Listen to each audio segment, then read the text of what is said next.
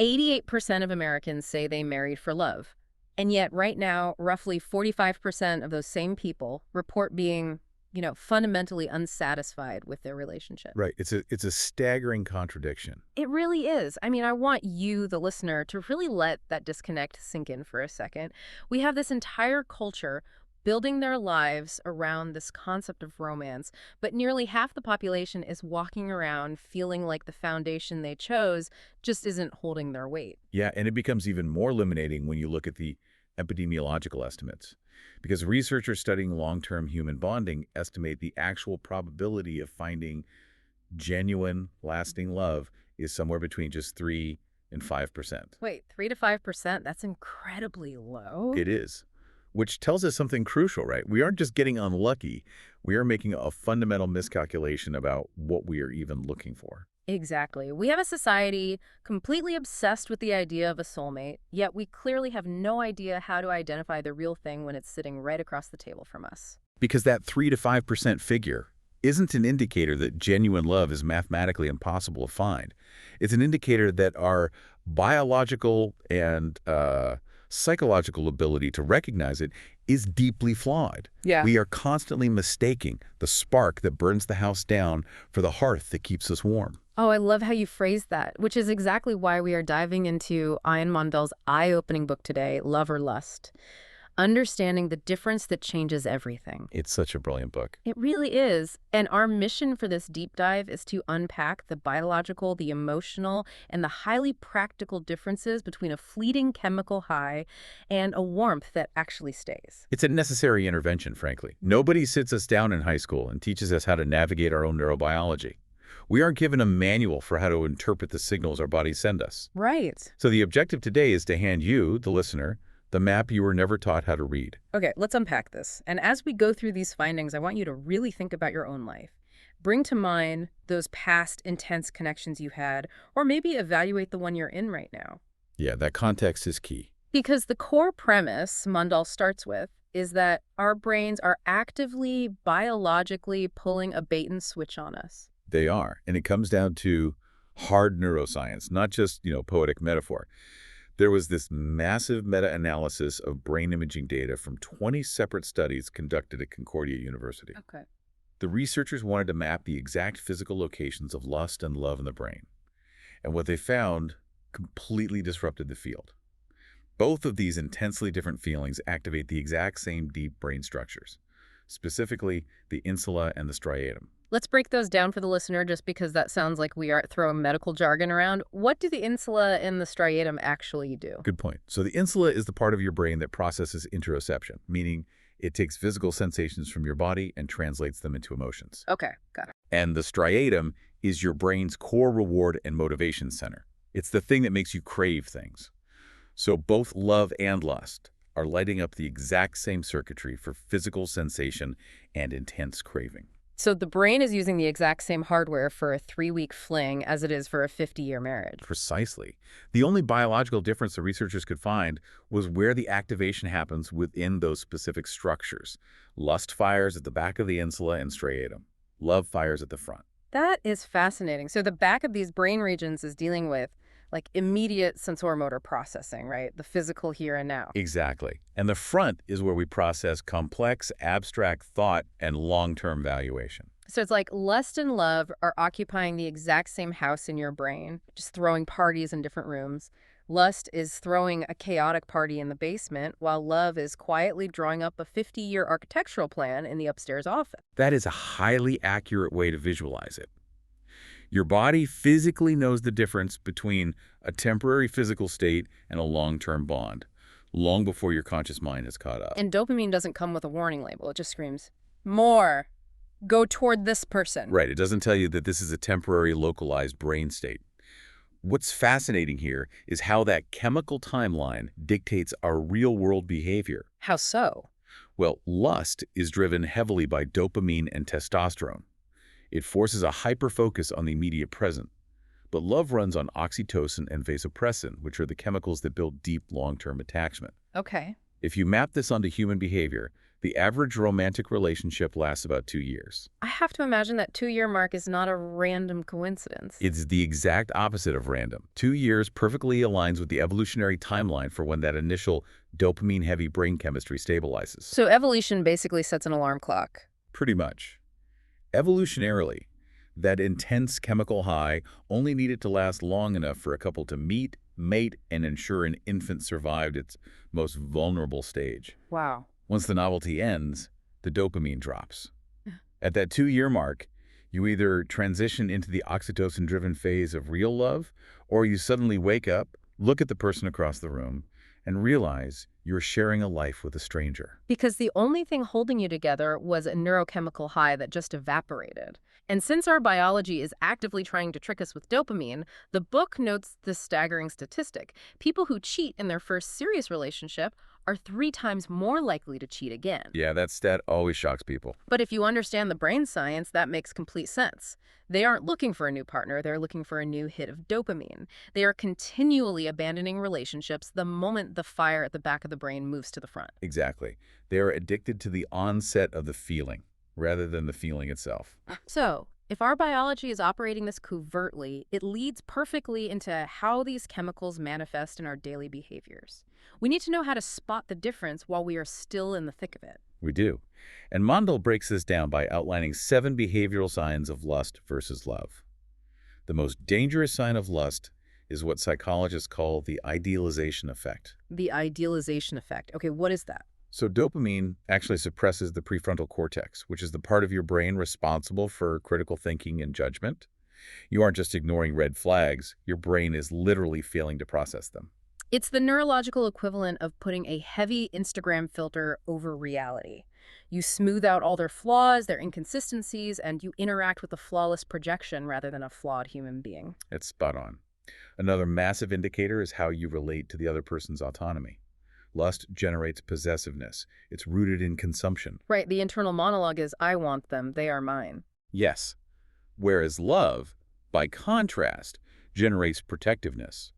The internal monologue is, I want them to thrive, even if their thriving does not immediately benefit me. Mondal illustrates this with the story of Marcus and Sophia, which really crystallized the concept for me. Marcus is 31, he meets Sophia, and for 4 months he is utterly consumed. He thinks it's the greatest love story of his life. Right, but one day he has this rare, quiet moment of clarity. Yeah. He asks himself, if Sophia lost everything tomorrow, her mystery, her high energy, her effortless charm, would I still want to be here to support her? And his honest, uncomfortable answer was no. Yeah, he realized he didn't love Sophia, he loved the experience of Sophia. And that conditional affection is the absolute hallmark of lust. It only exists as long as the experience remains exhilarating. To understand the alternative, we look at Dr. Robert Sternberg's triangular theory of love. Right, let's get into Sternberg. Sternberg argues that complete, consummate love requires 3 distinct pillars. Intimacy, which means being genuinely known and seen. Passion, which is the romantic and physical desire. And commitment. Which is the unglamorous daily choice to stay when the first 2 pillars fluctuate. Exactly. And that contrasts the signs of lust with Mondal's 8 signs of real love. It includes things like radical acceptance, meaning you don't view your partner as a renovation project. Yes, and independent happiness, where their joy matters to you even if you didn't cause it. But the one that really struck me was the idea that a relationship should feel like rest. That it replenishes your nervous system rather than draining it. But wait, I have to play devil's advocate here. Isn't that initial anxiety and butterflies what we're told romance is? Every movie and pop song tells us that if you aren't feeling intense anxiety and obsessive craving, then it isn't real romance. We practically worship the idea of a chaotic, all-consuming love. It's a massive cultural trap. We have been systematically conditioned to interpret a dysregulated nervous system as romantic chemistry. Yes. There is a story in the text about a woman named Amara that nails this. Amara is dating James, and she almost walks away from him because he feels, quote, too safe. I remember this one. He remembers the small details she shares, his mood is steady, he doesn't play games with her text messages. And because of that stability, Amara feels zero anxiety. But because she had been trained to mistake anxiety for chemistry, she interpreted that lack of anxiety as a lack of connection. The discomfort she felt wasn't a lack of connection. It was just the unfamiliarity of standing on solid ground. And we actually have empirical evidence to back up what that solid ground looks like. Oh, the Stony Brook University study. Yes. Researchers at Stony Brook conducted brain scans on couples who had been married for over 20 years and who still reported being intensely in love. And what did they find? They found that these long-term couples showed the exact same dopamine activation in the reward centers as couples who had just met. But there was one massive structural difference. Well, what? The activation was paired with profound calm in the areas of the brain associated with anxiety and fear. Oh, wow. The lead researcher beautifully called it intense love without the desperation. Exactly. The oxytocin buffles the dopamine spikes. It's a sustainable fire. But when we fail to recognize these signs, when we chase the desperation and mistake anxiety for passion, the dopamine crash inevitably comes. And that leads us to profound emotional pain. It does. It leads us straight into the anatomy of heartbreak. Let's walk the listener through that pain, because it is universally misunderstood. The book highlights 3 specific psychological traps from Chapter 4 that guarantee this kind of devastation.